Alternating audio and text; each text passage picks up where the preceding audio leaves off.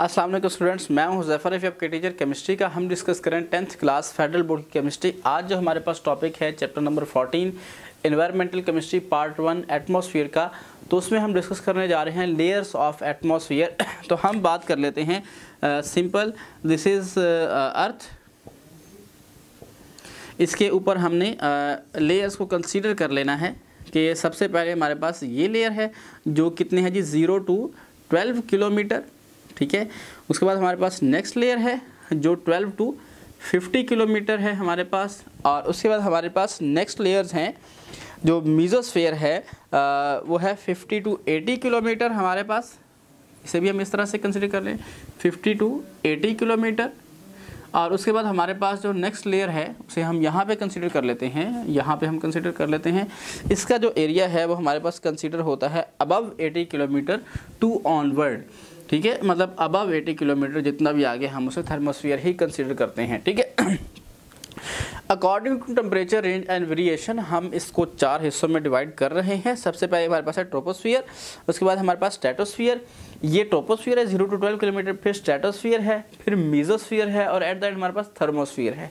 अब हम इन हर एक लेयर के करैक्टर्स को डिस्कस करने जा रहे हैं और उसमें टेम्परेचर के राइज होने की या लो होने की रीज़न को भी डिस्कस करने जा रहे हैं, ठीक है। सबसे पहले हमारे पास ये ट्रोपोस्फियर, ठीक है। टर्निंग ऑफ चेंजिंग इसे हम कहते हैं 0 to 12 किलोमीटर। इसमें टेम्परेचर जाता है 17 सेल्सियस टू, यहाँ पे एवरेज हम कहते हैं 17 सेल्सियस और यहाँ पे एवरेज हम कहते हैं -55 सेल्सियस कंसीडर हम करते हैं। तो यहाँ पे टेम्परेचर डिक्रीज़ हो रहा है। अगर हम इसका सिंपल एक ग्राफ बनाते हैं, ठीक है, इस तरह से करके अगर हम इसका एक सिंपल ग्राफ बनाते हैं तो यहाँ पे अगर टेम्परेचर डिक्रीज़ हो रहा है थर्मोस्फियर में, ठीक है। ये हमारे पास ट्रोपोस्फियर है, ट्रोपोस्फियर है, ये मीजोस्फियर है, ये हमारे पास सबसे पहले लेयर है ट्रोपोस्फियर, फिर स्ट्रेटोस्फियर, फिर मीजोस्फियर है और एट द एंड हमारे पास थर्मोस्फियर है, ठीक है। अगर इनके हम ग्राफ बना लेते हैं, ये हमारे पास 12 किलोमीटर है, ये 50 है, ये 80 है और ये 82 ऑनवर्ड है, 100 या 110 तक हम इसे कंसिडर करते हैं। यहाँ पे टेम्परेचर डाउन हो गया, यहाँ पे -55 सेल्सियस होगा, यहाँ पे 17 सेल्सियस था। इसके बाद फिर राइज हो गया, यहाँ पे कितना जी -2 सेल्सियस तक चला जाता है टेम्परेचर, ठीक है। -5 या -2 मतलब यहाँ पे कंसिडर किया जाता है -5 सेल्सियस है। उसके बाद फिर टेम्परेचर इस तरह जाता है और फिर टेम्परेचर राइज हो जाता है, ठीक है। तो यहाँ से फिर हम इसको देखते हैं कि वेरिएशन इसकी क्या है। इधर -5 to -93 सेल्सियस तक टेम्परेचर जाता है और फिर -93 सेल्सियस टू 1800 सेल्सियस, यहाँ पे आपके पास आ जाता है 1800 सेल्सियस, ठीक है। अब हम बात कर लेते हैं इस पर टेम्परेचर वेरिएशन की। ये हमारे पास है जी सबसे पहले ट्रोपोस्फियर, पहली लेयर 0 to 12 किलोमीटर, ठीक है। इसके अंदर क्या होता है, यहाँ पे कंसंट्रेशन ऑफ गैसेस ज़्यादा है। जैसे जैसे आप ऊपर जाते हैं तो कंसंट्रेशन, यहाँ पे माउंटेन इतने इतने ही बने हुए हैं, ये दीज आर बेसिकली माउंटेन्स। तो आपको पता है जिस तरह आप मरी या हिल स्टेशन पे जाते हैं तो वहाँ पे माउंटेन्स के ऊपर जाते हुए कूलिंग ज़्यादा हो जाती है। तो कूलिंग ज़्यादा होने की वजह ही ये है कि जैसे ही हम एल्टीट्यूड पे जाते हैं, ऊंचाई पे जाते हैं, तो वहाँ पे कंसंट्रेशन ऑफ गैसेस कम हो जाती है। स्पेशली वाटर वेपर्स H2O और CO2, ये दो गैसेस जो है ना ये हीट को ट्रैप करती हैं, ठीक है। ये हीट को एब्जॉर्ब करती हैं, बेसिकली हीट को एब्जॉर्ब करने की वजह से टेम्परेचर, जहाँ पे ये गैसेज होंगी वहाँ टेम्परेचर ज़्यादा होगा। ये गैसेज नीचे नीचे हैं तो इसलिए टेम्परेचर ज़्यादा नीचे नीचे है। और जिस तरह हम ऊपर जाते हैं तो ये गैसेस कम हो जाती हैं, क्योंकि ऊपर जाते हुए वॉल्यूम, नीचे ग्रेविटेशनल फोर्स है तो नीचे की तरफ ज़्यादा गैसेज रहती हैं, ऊपर की तरफ कम होते जाते हैं तो वहाँ पे टेम्परेचर भी कम है। और जब हम बहुत ऊपर चले जाते हैं तो वहाँ -55, क्योंकि वहाँ पे ये गैसेस बहुत ही कम हैं, ना होने के बराबर हैं, जिसकी वजह से क्या होता है कि इनको हीट को एब्जॉर्ब करने वाला कोई नहीं है, तो इसलिए टेम्परेचर वहाँ पे -55 तक चला जाता है, ठीक है। उसके बाद हम नेक्स्ट लेयर की बात कर लेते हैं। 1 kilometre, every 1 kilometre increase in altitude air gets about 6.5 Celsius, 6.5 Celsius तक तकरीबन कूल होती जाती है। उसके बाद स्ट्रेटोस्फीयर की हम बात कर लेते हैं।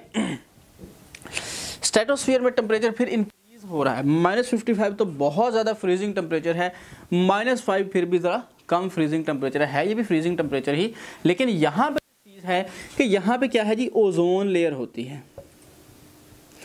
ओजोन लेयर क्या करती है जी, ओजोन लेयर एब्जॉर्ब करती है अल्ट्रा वायलेट रेडिएशन को और हीट ट्रैप कर लेती है एक किस्म से ना, हीट ट्रैप।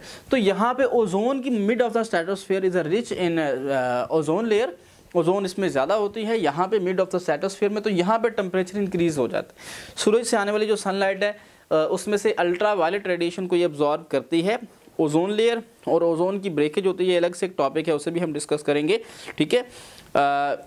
10 ppm 10 पार्ट्स पर मिलियन कंसीडर की जाती है, ओजोन मौजूद होती है, और ये ओजोन जो है टेम्परेचर को एब्जॉर्ब करती है, हीट को, मीन दैट अल्ट्रावायलेट रेडिएशन को एब्जॉर्ब करने के बाद यहाँ पे टेम्परेचर राइज हो जाता है ओजोन की वजह से, ठीक है।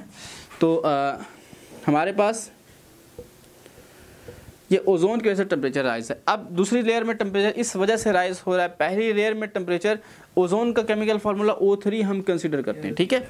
इसके बाद हमारे पास 50 to 80 सेल्सियस हमारे पास तीसरी लेयर है जिसे हम कहते हैं मीजोस्फीयर, ठीक है। अब मीजोस्फीयर में टेम्परेचर फिर माइनस में जा रहा है, फिर टेम्परेचर डिक्रीज हो रहा है, इवन के -55 से भी कम पे जा रहा है। रीज़न, यहाँ पे ओजोन मौजूद नहीं है, ओजोन की कंसंट्रेशन कम हो गई, ओजोन ख़त्म हो गई। जब ओजोन ख़त्म हो गई तो हीट को ट्रैप करने वाला या हीट को पकड़ने वाला कोई पार्टिकल्स यहाँ पे नहीं है, जिसकी वजह से क्या होता है, हीट यहाँ पे नहीं मौजूद होती और यहाँ पे टेम्परेचर कम होता चला जाता है, ठीक है। इससे ऊपर हम जाते हैं 80 से अबव किलोमीटर के ऊपर, तो हमारे पास जो होता है 93 से हमारे पास -93 to 1800 सेल्सियस, यहीं पे थर्मोस्फीयर के अंदर ही थोड़ा सा नीचे के रीजन में ही हमारे सैटेलाइट्स वगैरह मूव कर रहे होते हैं, बिकॉज यहाँ पे ग्रेविटेशनल फोर्स बहुत कम, तकरीबन 0 के बराबर हो जाती है। ग्रेविटेशनल पुल होता ज़रूर है जिसकी वजह से सैटेलाइट्स मूव करते हैं सर्कुलर ऑर्बिट के अंदर, लेकिन कम हो जाती है फोर्स। तो इससे ऊपर की तरफ जाएँ तो फिर आगे सन की रेडिएशन और बहुत ज़्यादा इस तरह की चीज़ें आ जाती हैं, जिसकी वजह से टेम्परेचर जो है वो बहुत ज़्यादा 1800 सेल्सियस से भी कहीं ज़्यादा ऊपर चला जाता है। उसकी फिर लिमिट नहीं है, ना ही इस जो लेयर है इसकी लिमिट है। हमारे पास जो ये है इससे ऊपर इसकी हम लिमिट नहीं करते और फिर इससे ऊपर टेम्परेचर भी राइज होता चला जाता है, ठीक है। इसे हम कंसीडर कर लेते हैं अबाउट 400 किलोमीटर, तकरीबन ये 80 से 400 किलोमीटर तक हम 110 या 400 मीन दैट इसे हम इन्फिनिट ही कंसीडर करते हैं कि इन्फिनाइट बेसिकली, कि हम इसके अंदर बहुत ज़्यादा दूर तक चले जाते हैं, ठीक है। तो यहाँ पे कुछ रेयर गैसेस होती हैं, oxygen and nitrogen molecule convert this energy into heat, sunlight strike the thermosphere first, oxygen and nitrogen molecule convert this energy into heat. The thermosphere is divided into two layers, basically two layers called the ionosphere, extends from the 80 km to 400 above surface of earth. The outer layer of the ionosphere में ions वगैरह बनते हैं जिसकी वजह से glowing भी हो जाती है sometime. The outer layer of thermosphere is a exosphere. It extends about from 400 km to thousands of km from the earth's surface. 400 से आउटवर्ड जितने भी है उसे हम एक्सोस्फीयर बोलेंगे।